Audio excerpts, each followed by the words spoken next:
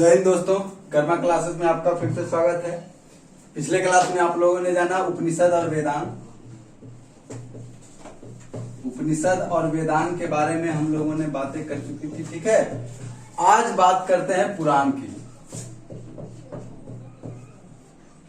पुराण, सबसे पहले पुराण कितने हैं तो 18, ठीक है, जिनमें से मात्र 5 ऐसे पुराण हैं जिसको प्रमाणिकता दी गई है। वो 5 पुराण कौन कौन से हैं?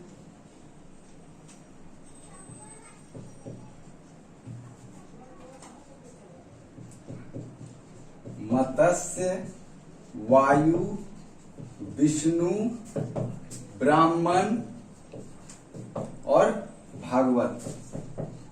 ये इसलिए इंपॉर्टेंट है क्योंकि ये ऐसे 5 पुराण हैं जिनमें भारत के वंशावलियां, राजाओं की वंशावलियां पाई जाती है, ठीक है। और सबसे पहले कि पुराणों के रचयिता कौन थे, ठीक है। पुराणों के रचयिता कौन थे तो लोमहर्ष, ठीक है, लोमहर्ष अथवा इसके पुत्र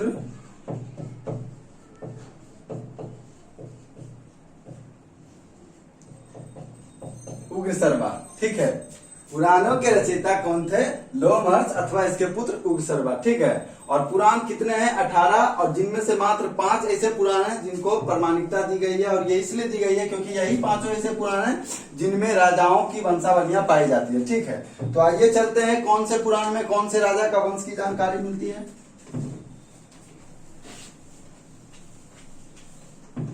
सबसे पहले बात करते हैं मत्स्य पुराण की। बार बार हमसे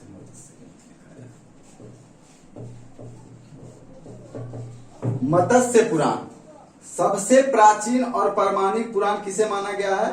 मत्स्य पुराण को ही माना गया है, ठीक है। सबसे प्राचीन एवं प्रमाणिक, सबसे प्राचीन और प्रमाणिक पुराण कौन सा पुराण है? मत्स्य पुराण है। और इस पुराण से किस वंश की जानकारी मिलती है तो आंध्र सातवाहन की, ठीक है। आंध्र सातवाहन वंश की जानकारी मिलती है इस पुराण से।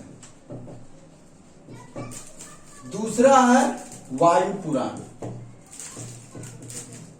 इससे आपको गुप्त काल की जानकारी मिलेगी, गुप्त वंश की जानकारी मिलेगी। और तीसरा है विष्णु पुराण। इससे आपको मौर्य के शासन प्रणाली की जानकारी मिलेगी, ठीक है, मौर्य वंश की जानकारी मिलेगी। डायरेक्टली क्वेश्चन आता है कि विष्णु पुराण किस वंश से संबंधित है तो मौर्य वंश से।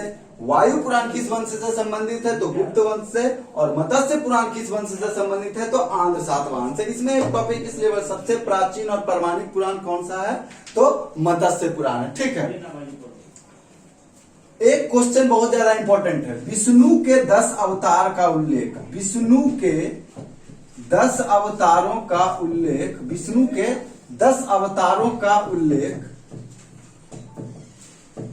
किस पुराण में मिलता है तो यही है मत्स्य पुराण, ठीक है। विष्णु के 10 अवतारों का उल्लेख किस में मिलता है? मत्स्य पुराण में। उसके बाद है वैदिक साहित्य के बारे में आप लोगों ने पढ़ा था, ठीक है। वैदिक साहित्य को अक्षुण्ण बनाए रखने के लिए सूत्र की रचना की गई थी, ठीक है। सूत्र साहित्य की रचना की गई थी। ये 4 होते थे, ठीक है, ये 4 होते थे, जिसमें एक इंपॉर्टेंट है शुल्ब सूत्र।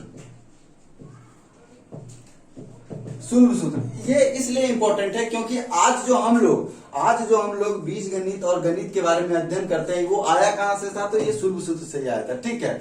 तो ज्यामिति और गणित का अध्ययन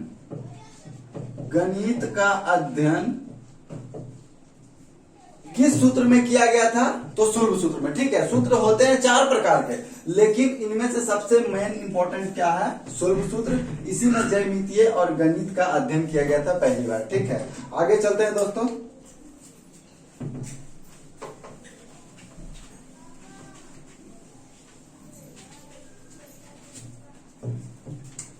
अब आपका आता है ऐतिहासिक साहित्य, ठीक है। ऐतिहासिक स्रोत जो बताया था मैंने, ऐतिहासिक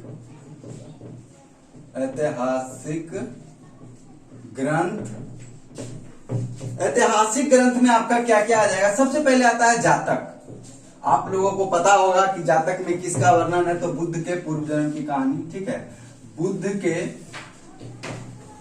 के पूर्व जन्म की कहानी वर्णित है, ठीक है। बाद में जब आपको बौद्ध धर्म पढ़ाएंगे तो उसमें इसके बारे में डिटेल से चर्चा की जाएगी। अभी सिर्फ ये जानिए कि ये सब ऐतिहासिक ग्रंथ स्रोत थे जो हमारे प्राचीन भारतीय इतिहास के जानने के स्रोत थे। तो इसमें जातक भी एक ऐसा स्रोत था जिससे हमें पता चलता था कि बुद्ध के पूर्व की जन्म की कहानी, मतलब पहले वो कौन से जन्म में थे वगैरह वगैरह, ठीक है। तो जातक में क्या चीज का वर्णन है, तो बुद्ध के पूर्व जन्म की कहानी, ठीक है। और जब आपको बौद्ध धर्म में पढ़ाऊंगा तो उसमें जब बौद्ध धर्म में चौथी बौद्ध संगति होती है तो वहां पे बौद्ध धर्म दो शाखाओं में बढ़ जाता है, ठीक है। एक हीनयान में बढ़ता है और दूसरा महायान में बढ़ता है, ठीक है। इसकी भी चर्चा चलेगी जब नेक्स्ट क्लास, जब बौद्ध धर्म बेसिकली जब चलाएंगे तो उसमें डिटेल से पढ़ाई जाएगी। यहाँ मैं बस ये बताना चाह रहा हूँ कि हीनयान और महायान ये बौद्ध धर्म की दो शाखाएं थी, ठीक है। यहाँ पे हीनयान का चर्चा मैंने इसलिए किया है, हीनयान का प्रमुख ग्रंथ कौन है? कथावस्तु, कथावस्तु, ठीक है। हीनयान का प्रमुख ग्रंथ कौन सा है?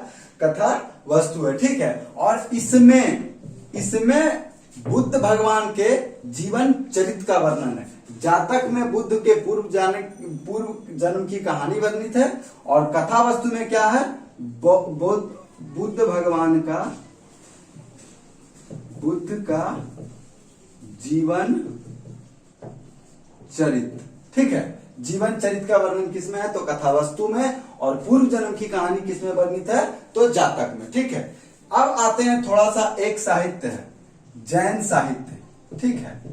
जैन साहित्य, जैन साहित्य को क्या कहा जाता है? तो आगम। जैन साहित्य को क्या कहा जाता है? आगम। अब जैन साहित्य में महावीर भगवान थे, ठीक है।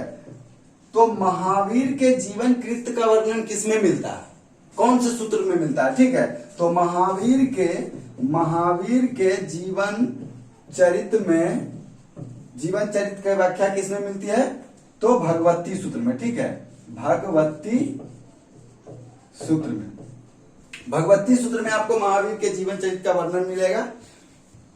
उसके बाद एक आता है आपका राजतरंगिणी।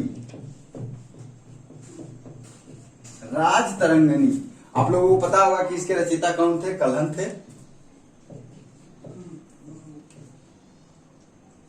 कल्हण थे। और इससे आपको किसकी जानकारी मिलती है? तो कश्मीर के इतिहास की जानकारी मिलती है, ठीक है। राजतरंगिणी के लेखक कौन थे? कल्हण। और इससे किसकी जानकारी मिलती है? कश्मीर के इतिहास की जानकारी मिलती है।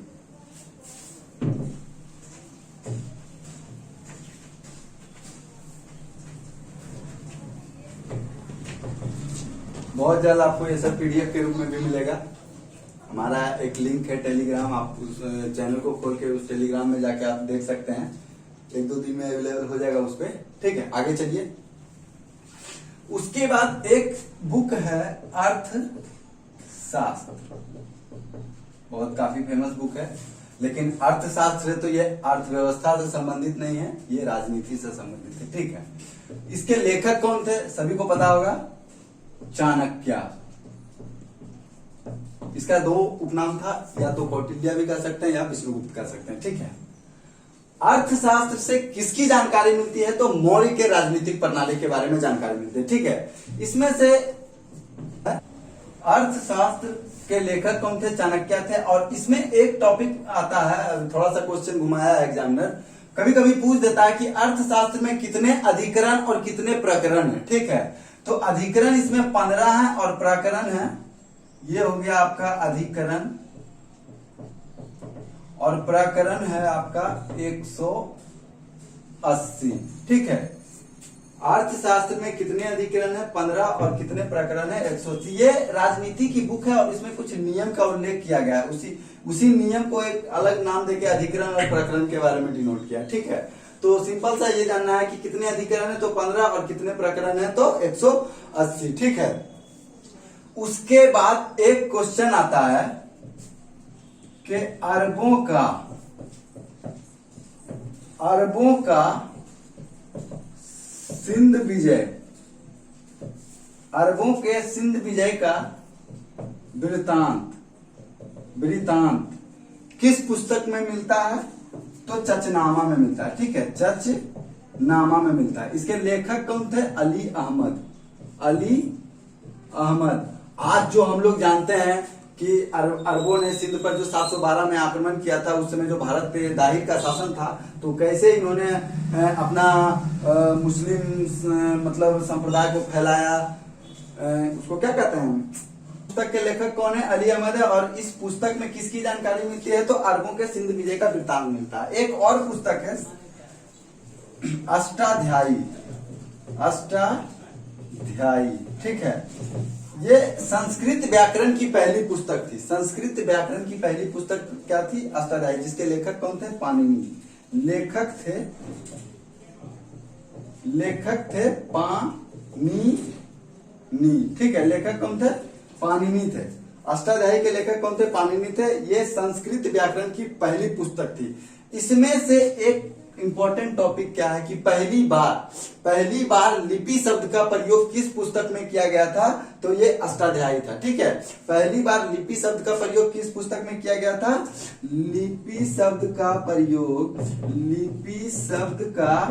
प्रयोग पहली बार हुआ था आपका ये अष्टाध्यायी में। ठीक है,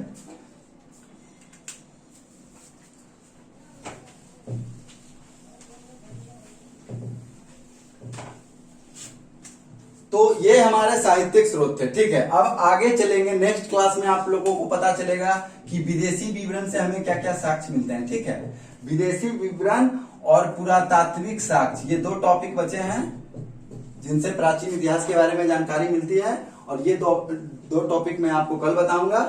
आज का क्लास यहीं तक रहने देते हैं। ठीक है, तो और अगर आपको ये वीडियो पसंद आए तो लाइक, शेयर और सब्सक्राइब जरूर करें।